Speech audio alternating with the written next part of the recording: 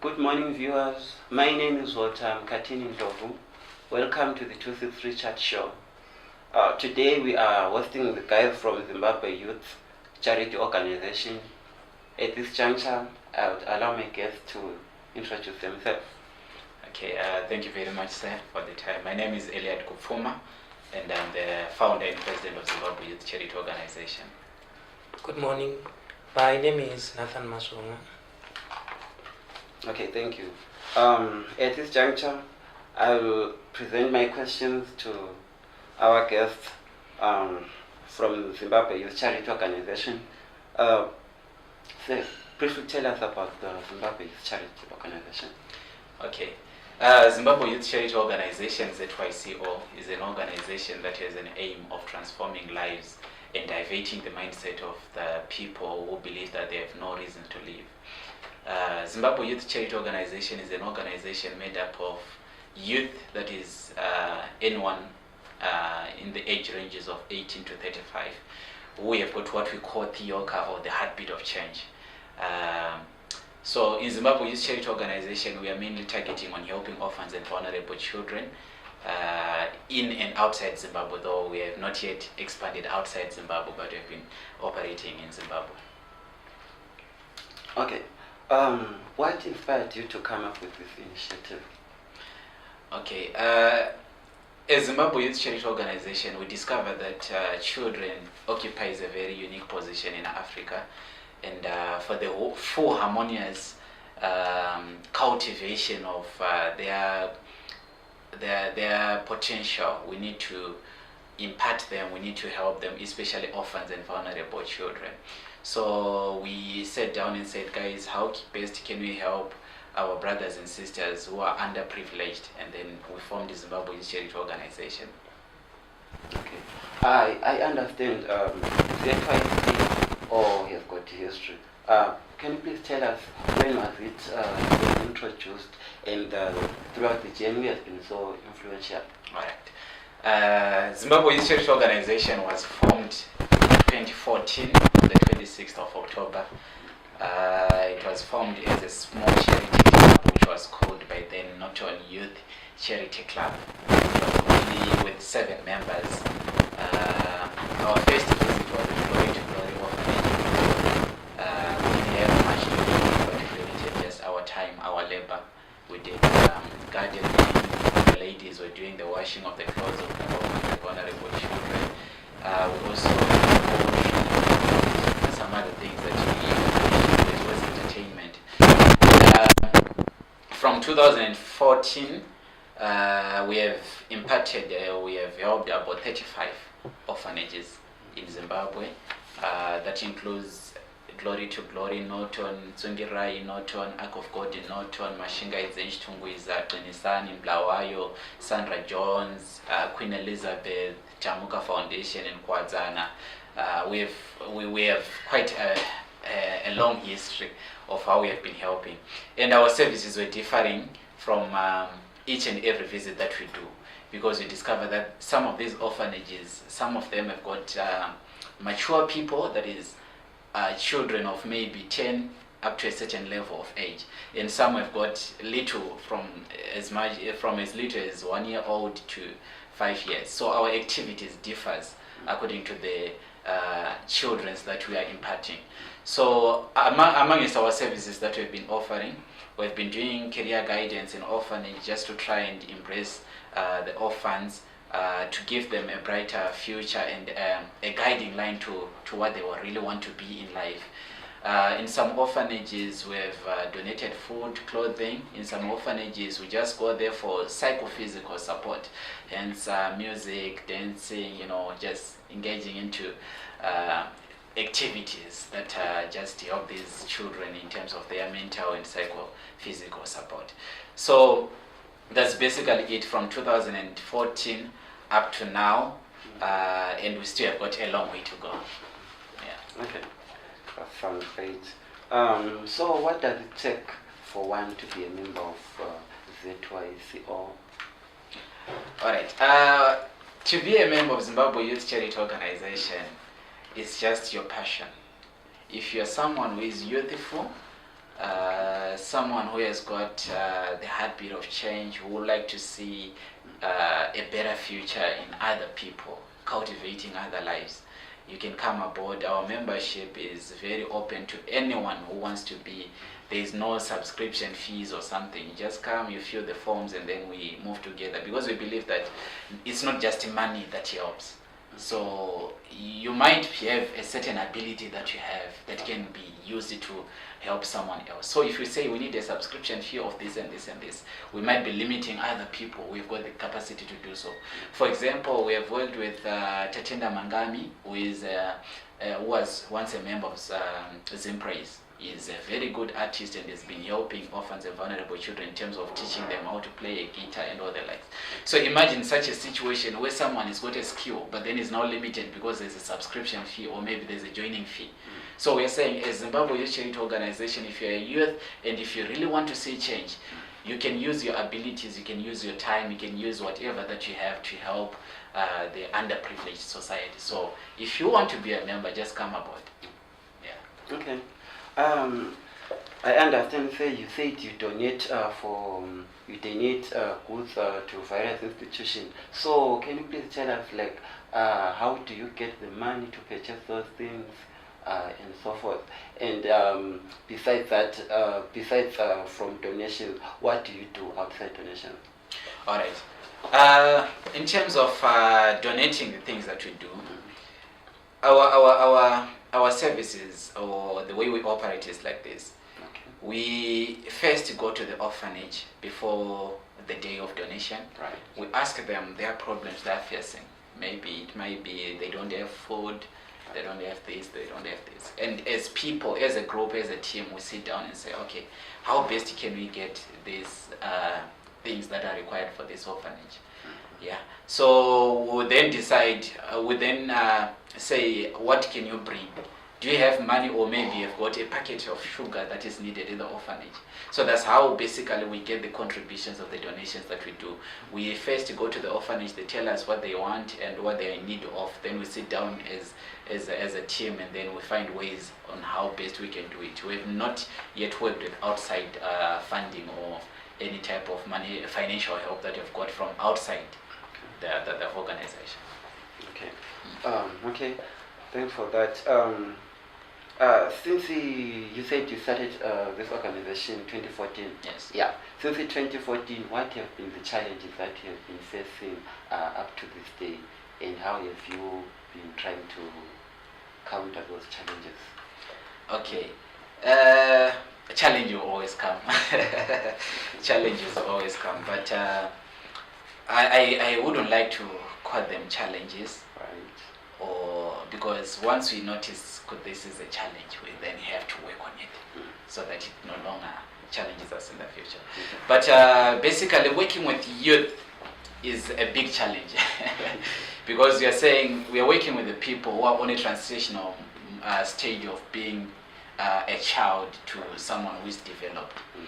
So in terms of the things that a coordination of youth, we might be of the same age, but you discover that our interest varies. And as a leader, the main challenge that I've been facing is on maintaining the behavior and the culture, as well as the DNA of Zygo, especially to instill it in youth. That is the biggest challenge that we have faced. But we have overcome this challenge through team building activities.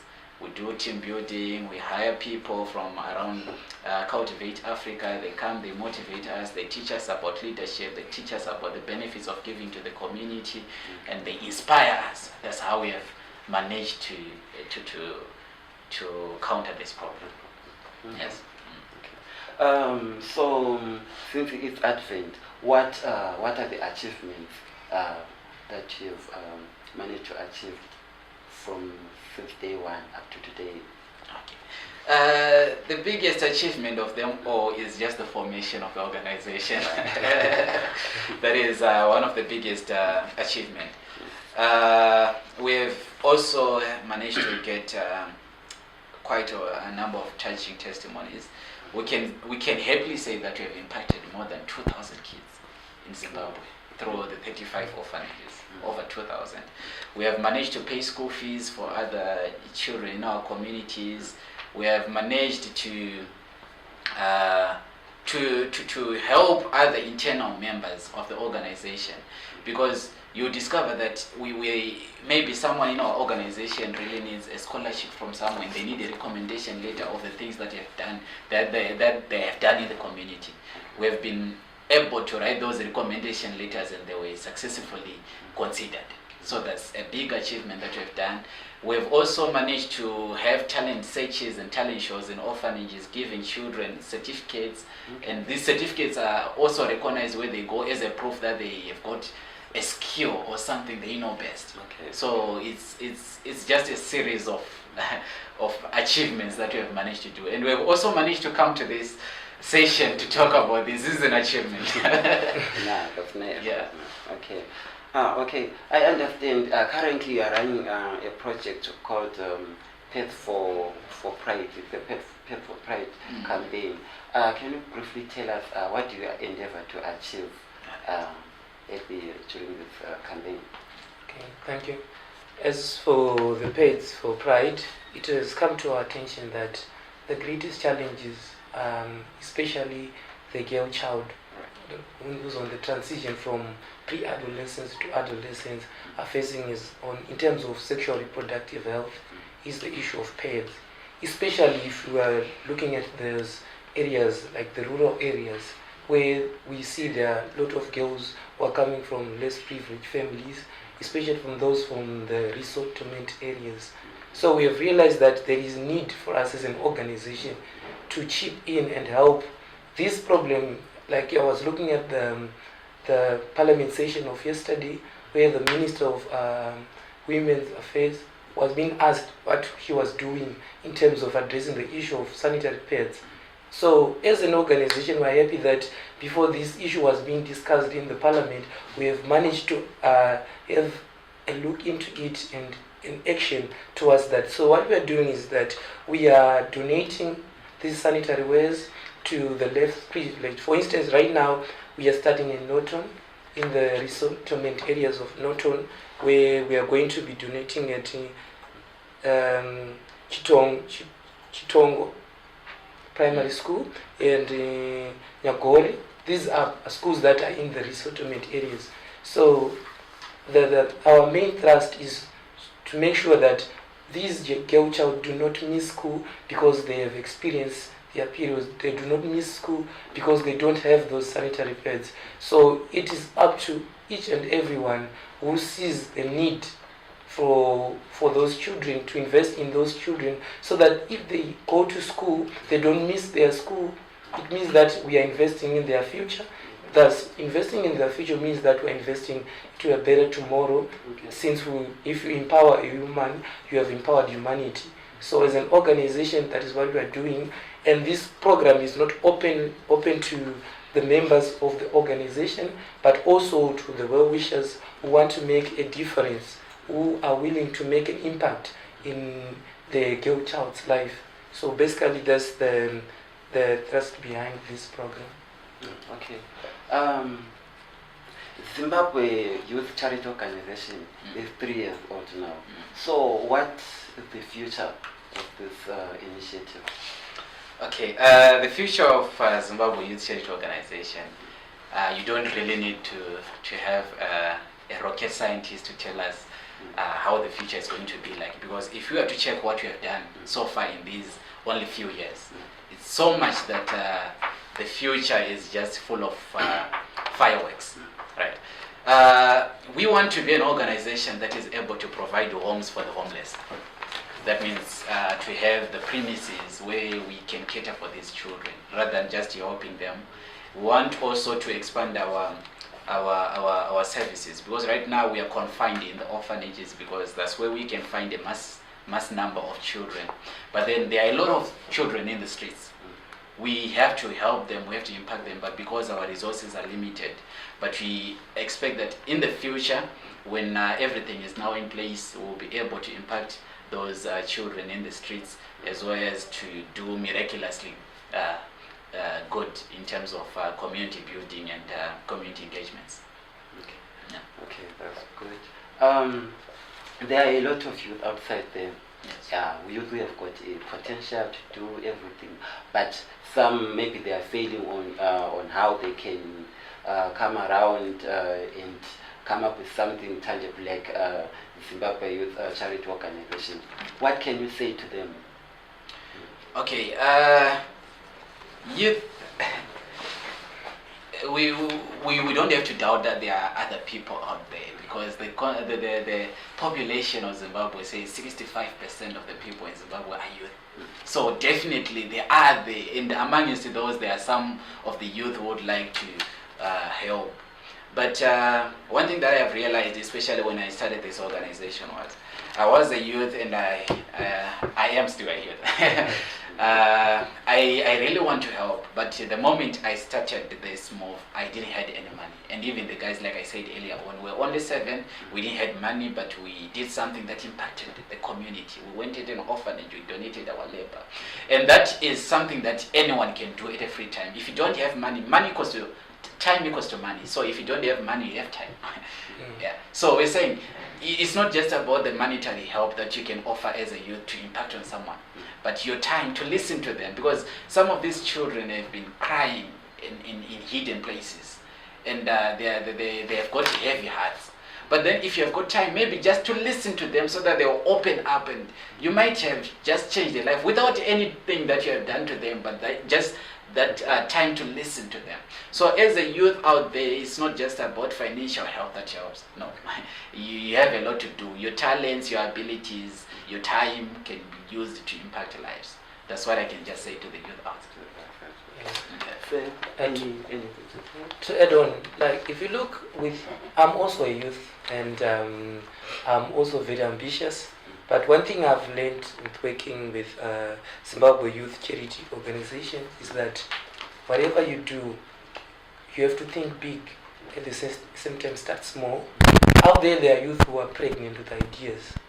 But what the problem is that they want to start big, and they think that it needs a lot of resources, like what you are saying, but you need to start small, and also have the zeal to want that need to learn from others. Because for you to understand some of the things, you need someone who has walked that journey, so that you can copy, or you can add, or you can even transform your ideas from what that person has encountered from the experience. So youth out there, the only thing you need is that you need to have that drive. The potential is already there. We have seen it, we have had it. But what we need right now is the drive. What you need right now is the implementation of the ideas we have. Because if you are pregnant with ideas, there is a time that you need to conceive those ideas and put them into practice. So whatever idea you have, you just need to believe in yourself, have more focus on what you want to do, be passionate of what you want to do, and the rest will just unveil itself. Okay, thank you very much, guys. That was fruitful. We have come to the end of our show. I was your host, Walter Katini Ndlovu. See you next time. For these and other stories, visit our website www.263chat.com. Follow us on Twitter @263chat and like our Facebook page 263chat.